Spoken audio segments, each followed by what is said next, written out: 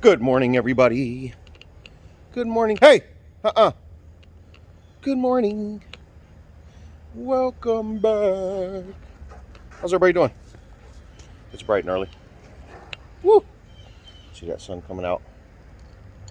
Let's talk about it Thursdays. We're going to talk about it.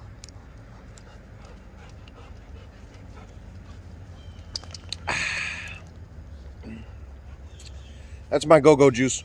I love that stuff.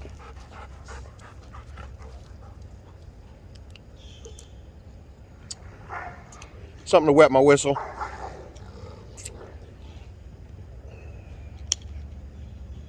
You guys thought I had major energy in the mornings? And I've actually heard a couple or read a couple comments like that.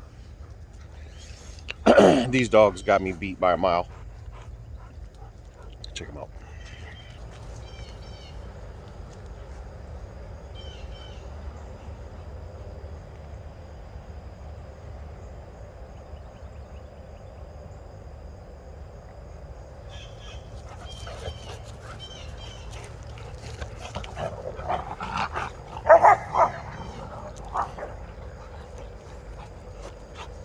What do you want, Cadillac? What do you want, Cadillac?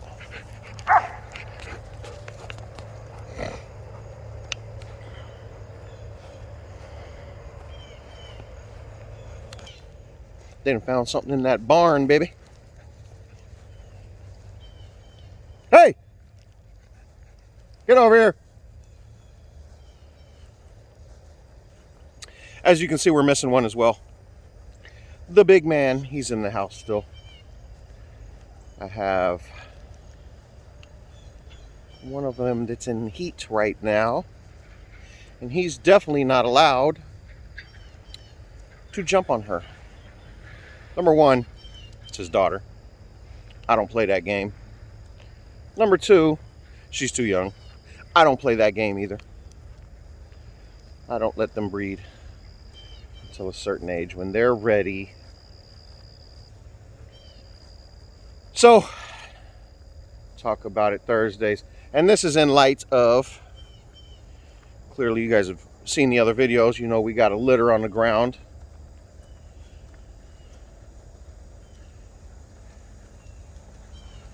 And kind of was wondering, and I thought back,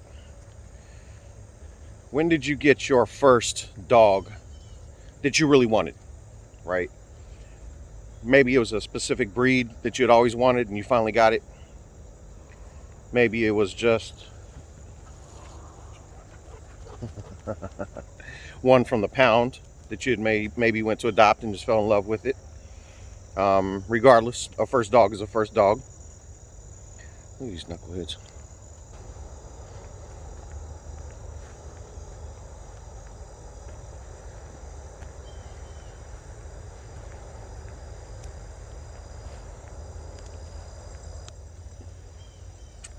I love when they sprint up there though, because I know they're getting their exercise, and they sprint all the way up here. They sprint all around there, and they get out into this nice long grass, which is about time to get bush hogged.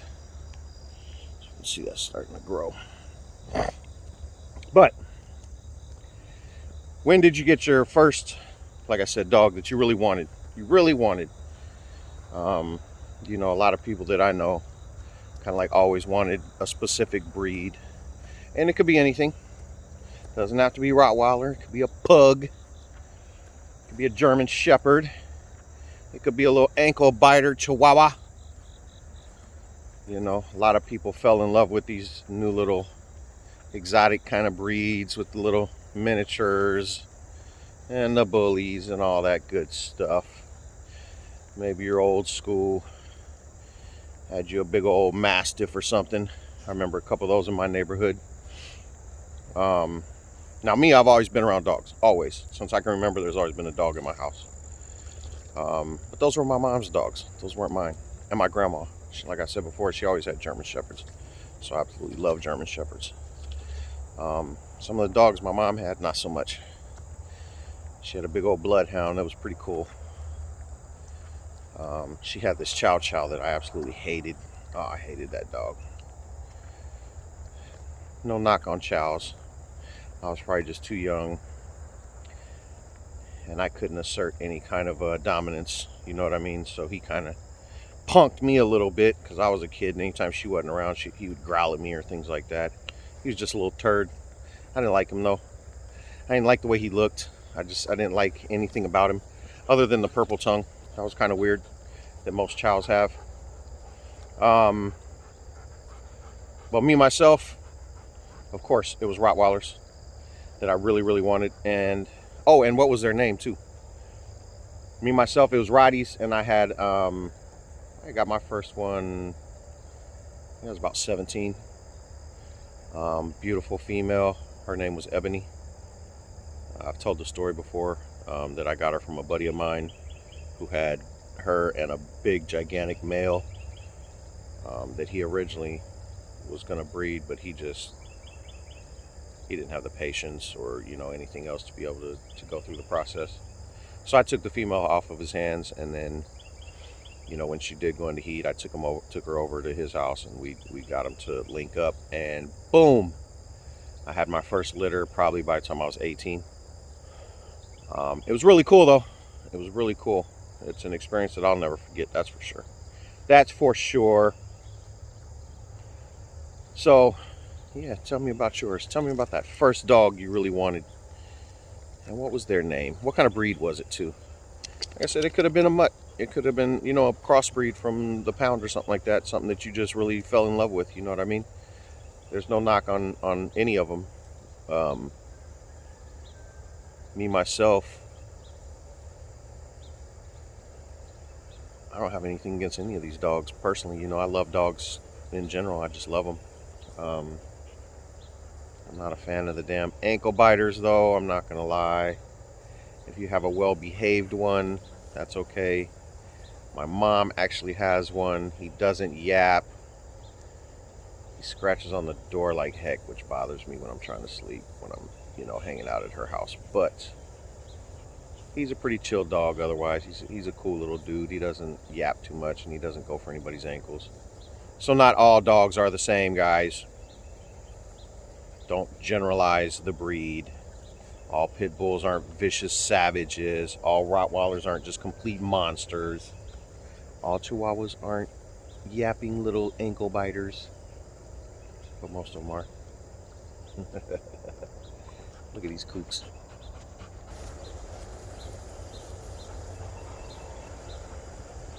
You can see how long that grass is now.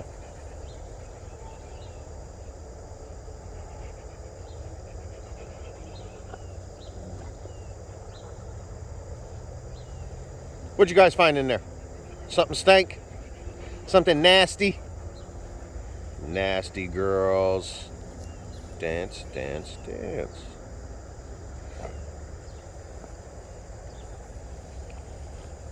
And there's the mamas. Got her beautiful litter going home this weekend. This weekend. Shipping off the babies. And woo! They are a handful right now. All 11 of them. Yes. Yes, yes. It's not for the faint-hearted.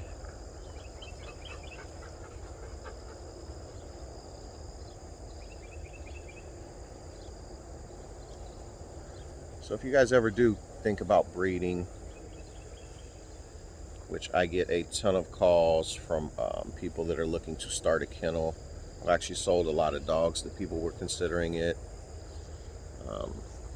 Each to their own. I'm not here to talk anybody out of anything or into anything. We're all adults here. I'm not the Rottie police. And there's no such thing, guys. Don't let these so-called Rottie police punk you into doing what they want you to do, how they want you to do it. I won't do it. Keep watching. Keep criticizing. I love it. Read between the lines, baby.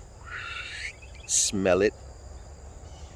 But if you are considering that, just do a little research, not only, on the breeder you're going to grab from, but just what all goes into it. I'm going to tell you right now, it's not a cash cow like everybody thinks it is. I've been doing this professionally for, about 7 years now, and I've barely seen any kind of profit. And that's mainly too because of who I am and what I'm doing. I'm always putting back into my kennel and back into my dogs. Let me show you something here.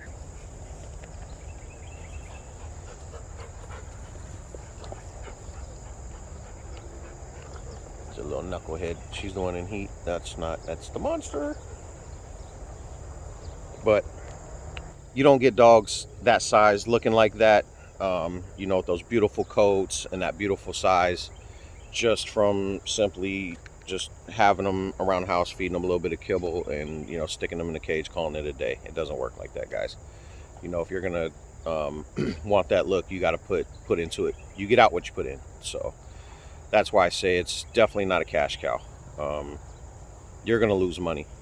You're gonna lose money definitely for the first few years, guaranteed. You might sell a good litter and then think, wow, that's awesome. And then you look back at all the money you put into the vet bills, to the food, into the time. When you have one of these litters, you may think that mom does all the work, but you're in for a rude awakening if that's what you truly believe.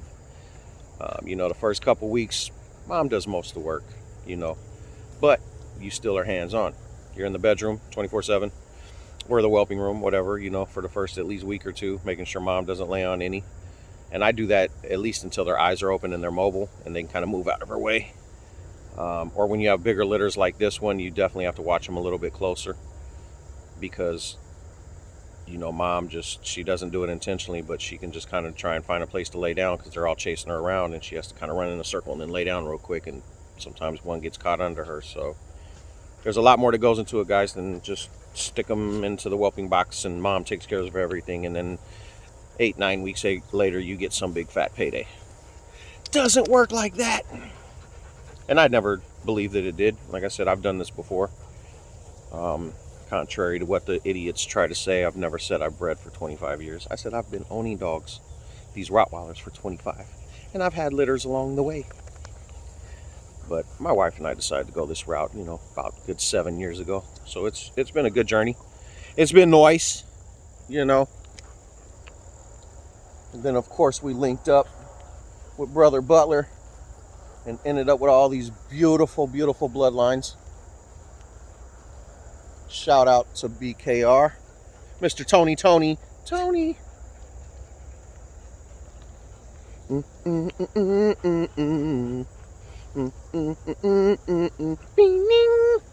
Those who know. Those who don't. So yeah, guys, just a nice little talk about it Thursday. Chime in though. I get, a decent little amount of views on these, not like thousands and thousands of views, but I know most of the time they'll be, 200-300, maybe in the first couple days. And then we only get like 4 or 5 replies. Don't be shy. Talk to us, man. Talk to me, man. I'm lonely, man. I just want to hear from you. Look at these two. Look at this one back here. It's like, where's Waldo? So you can see how long that grass is really getting.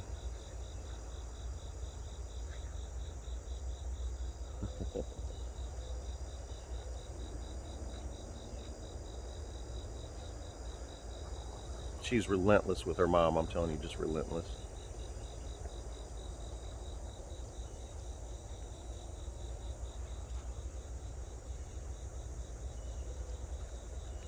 But eventually, I have a very, very special surprise for somebody when it comes to my baby girl right there. A very special surprise. So I will definitely tap you guys in on that one.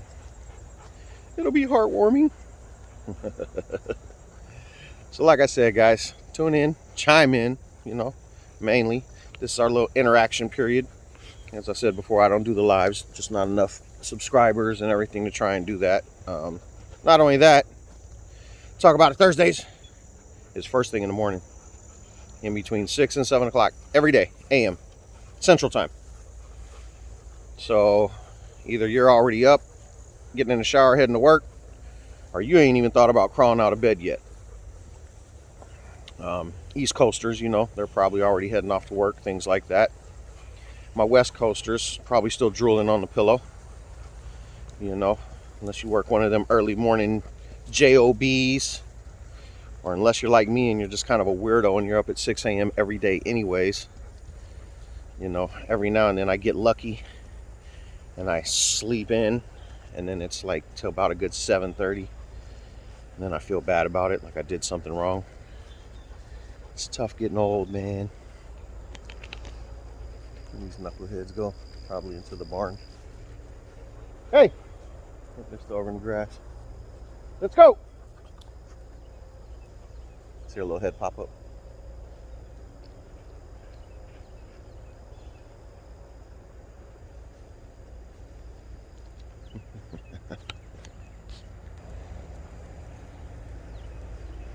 Cadillac. Moolah! That's all mamas. What are you looking at, baby? Huh? Come on, knuckleheads. See that shine coming in? It's so beautiful out here, guys. Never 1 minute in a day goes by that I regret making this move out here. For those of you who don't know, I'm down in the boot. Deep south, baby. Deep south. Excellent food. Lots of hospitality. No snow. No snow. I'm not shoveling no more snow. And I'm not gonna lie, the majority of the year, it's really, really tolerable, good weather. Of course, the summer months, you know, you really do deal with that high heat, humidity during the day. You know, it's a trade-off though. You either deal with that or the extra cold, or like Colorado, you finally get to the springtime and think that it's all good, and next thing you know, it's 5 feet of snow, you know, in mid-April. I have none of that. In mid-April, I've been walking around in a t-shirt and shorts probably for the first 2 months already. So it's awesome.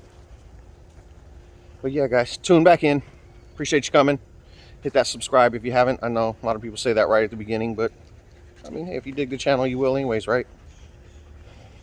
But thank you guys all that do keep coming back, supporting. Appreciate it. Love you guys for that, man. I truly do. Appreciate you guys more than you'd ever know. You know, you guys just keep us going, and just even the people that just, you know, watch the videos just to watch the videos. I don't care if you guys are trying to look for a puppy or not. That has nothing to do with, you know, why I do the videos. I do it because I know a lot of people just enjoy it. Maybe just a little break out of your day, you know. There's certain channels that I'll watch like that, you know. So you guys have a great one. Appreciate you. As you can see, that sun's beaming on my face, and it's already probably a good 83, 84 degrees right now. So yeah, it's going to be another blazing hot one here in late July, but it's all good as long as we can make it through hurricane season, right? Catch you on the next one. Peace.